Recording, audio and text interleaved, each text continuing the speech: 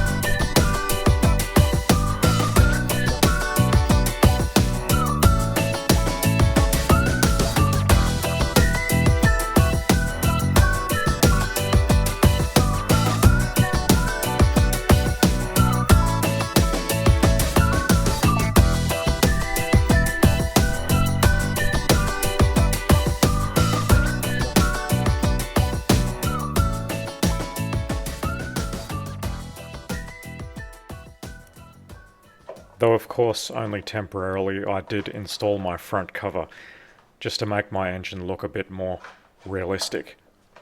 I can't wait till the day arrives when I can actually start this thing, and that day is coming pretty quickly.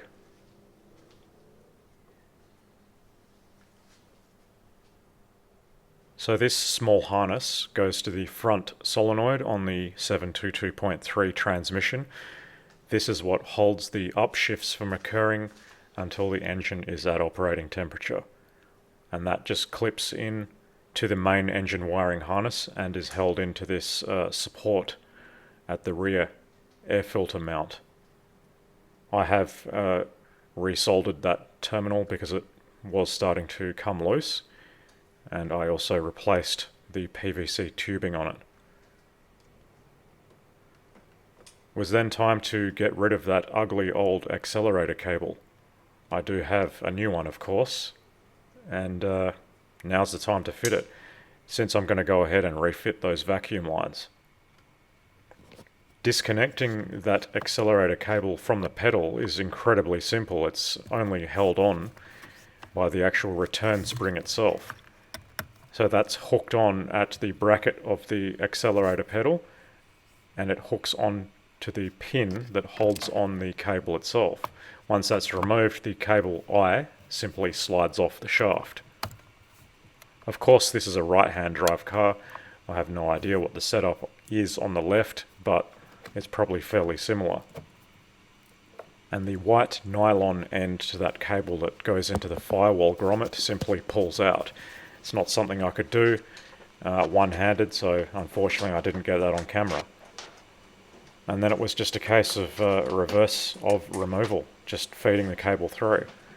And yes, as mentioned, this is right-hand drive, so the cable does in fact go in front of that HVAC box. Kind of strange, but that's how it is. I had a bit of a hassle trying to get that grommet going in on that front fake firewall, but I got there in the end.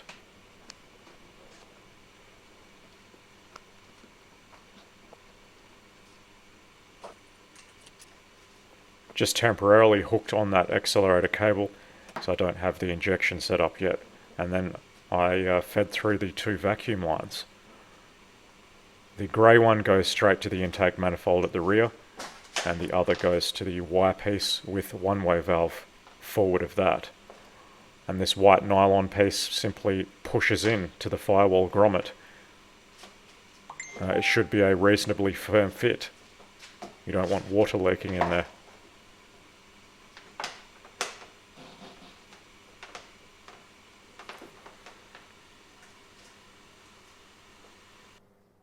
And of course, connecting the cable to the accelerator pedal is just a reversal of removal. It simply goes over the shaft on the accelerator pedal, and then you put the spring on. And that's all there is to it. Obviously I can't adjust this because I don't have my fuel injection set up yet. And I'm still yet to find one of the springs that is no longer available that closes the throttle body. I'm going to have to find one from the hardware store and make my own, hopefully with similar tension. So this is that forward vacuum line. The one-way valve is connected at the manifold side. One hose goes into the firewall and the other goes forward of the manifold. Underneath, it's saddled with the rest of the wiring once that's completed, and that one actually goes to the charcoal canister purge valve. And then I just went ahead and connected the ground wires to the intake manifold. One of those is a ground strap and one is a main ground for the engine wiring harness. Unbelievably, this mount for the mixture unit that is closest to the cylinder head is shorter than the other two, and of course it's no longer available. The other two are a dime a dozen. They're in common with the air filter, but this one is unique. It's shorter. So I decided to attempt to repair that. So that top piece that broke away, I've cleaned both surfaces and I have filled that in with JB Weld steel. So hopefully that holds. In any case, it's not under much tension, so the forces are downwards on it anyway, so hopefully that will suffice. Otherwise, I guess I could just use some threaded rod, but that's not going to be good for vibration transmission to the mixture unit. And I'm happy to say that my springs have not gotten any lower. That suspension is ridiculously firm. I can barely even get it to compress. So yeah, I really can't wait to take it for a drive.